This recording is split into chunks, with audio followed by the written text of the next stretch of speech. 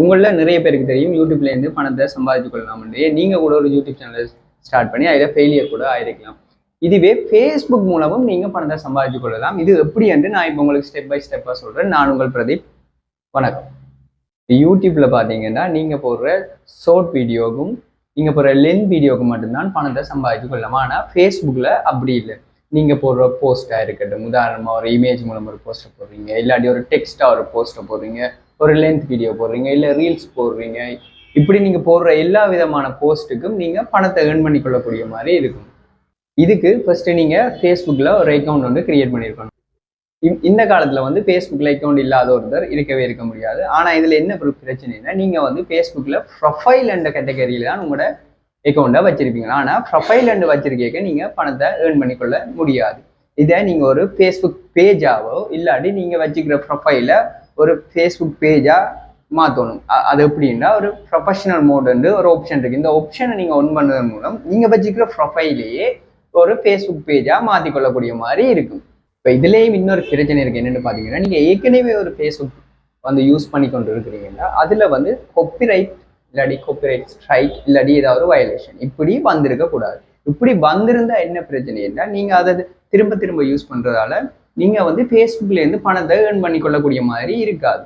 So இப்படியான பிரச்சனைகள் உங்களுக்கு இருந்ததுன்னா நீங்கள் புதுசாக ஒரு அக்கௌண்ட்டை கிரியேட் பண்ணி கொள்ளணும். இப்போ நீங்கள் ஃபேஸ்புக்லேருந்து பணம் ஏர்ன் பண்ணணும்னா இதுக்கு சில கிரிட்டீரியா இருக்குது. உதாரணமாக, உங்களுக்கு கட்டாயம் 5000 ஃபாலோவர்ஸ் இருக்கணும். அது மட்டும் இல்லாமல் நீங்கள் 5 வீடியோ அப்லோட் பண்ணியிருக்கணும். இந்த நீங்கள் அப்லோட் பண்ண 5 வீடியோவும் குறைஞ்சது 3 நிமிஷத்துக்கு மேலே இருக்கணும். அப்படி இருந்ததுன்னா தான் உங்களுக்கு அந்த செட்டப் ஆகிறதுக்கான ஒரு ஆப்ஷன் இருக்கும்.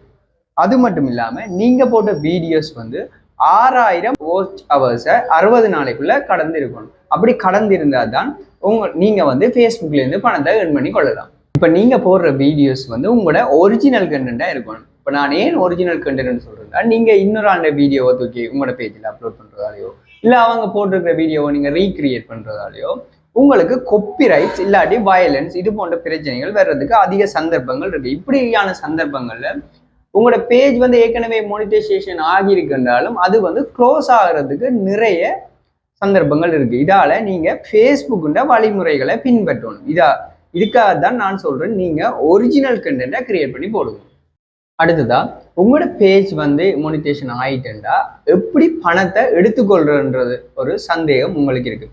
இதுக்கு ஸ்ரீலங்கா பேங்க்ல, அதாவது நீங்கள் ஸ்ரீலங்காவில் என்ன பேங்க் யூஸ் பண்ணுறீங்களோ அந்த பேங்க் மூலமே பணத்தை எடுத்துக்கொள்ளக்கூடிய மாதிரி இருக்கும். அடுத்தது, என்னென்ன கண்டென்ட் நீங்கள் அப்லோட் பண்ணலாம். முதலாவது வந்து ஃபன்னி வீடியோஸ், அதாவது ஒரு ஆளை சிரிக்க வைக்கிற மாதிரி வீடியோஸை நீங்கள் கிரியேட் பண்ணி போடலாம். அடுத்தது பார்த்தீங்கன்னா ஸ்டோரி பேஸ், ஏதாவது ஒரு கதை சொல்கிறது.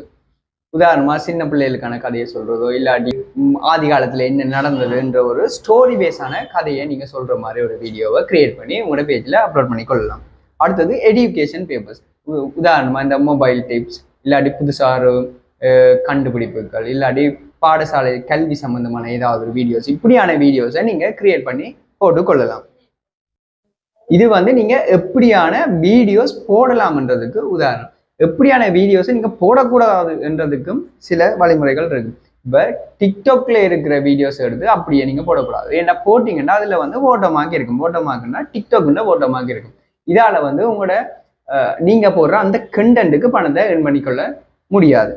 அது மட்டும் இல்லாமல் இந்த மூவி கிளிப்ஸ் ஏன் நான் சொல்கிறேன்னா, நீங்கள் ஒரு படத்தில் இருக்கிற அந்த கிளிப்ஸை வந்து கொண்டு வந்து போட்டால் அந்த கம்பெனிக்காரன் உங்களுக்கு காப்பிரைட்ஸ் இல்லாட்டி வயலன்ஸ் இல்லாட்டி ஈவன் கோர்ட்டில் கூட ஃபைல் பண்ணி உங்கள்கிட்ட பணத்தை எடுத்துக்கொள்ளக்கூடிய மாதிரி இருக்கும். ஏனென்றா அவங்க பெரிய கம்பெனி, அவங்களோட நீங்கள் ஃபைட் பண்ணி அந்த கேஸில் ஜெயிக்கிறதுக்கான சாத்தியக்கூறுகளும் இருக்காது.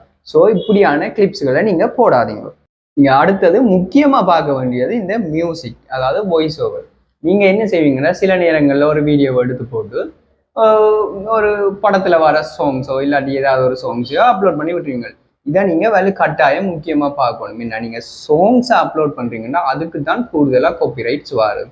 ஸோ நீங்கள் செக் பண்ணணும், இந்த சாங்ஸுக்கு காப்பிரைட்ஸ் இருக்கா, காப்பிரைட்ஸ் கிளைம் பண்ணுறாங்களா இல்லையான்றதை செக் பண்ணி போட்டு நீங்கள் உங்களோட ஆடியோவை அதில் ஆட் பண்ணி ஒரு வீடியோவாக போடணும். நீங்கள் எப்படி ஒரு கண்டென்ட்டை கிரியேட் பண்ணுறது, அதுக்கு காப்பிரைட்ஸ் இல்லாமல் எப்படி ஆடியோ ஆட் பண்ணுறது, இது போன்ற விஷயங்களை நான் உங்களுக்கு அடுத்த வீடியோவில் சொல்கிறேன். இந்த வீடியோ பிடிச்சிருந்தா லைக் பண்ணுங்கள், ஷேர் பண்ணுங்கள், சப்ஸ்கிரைப் பண்ணுங்கள். தேங்க்ஸ்.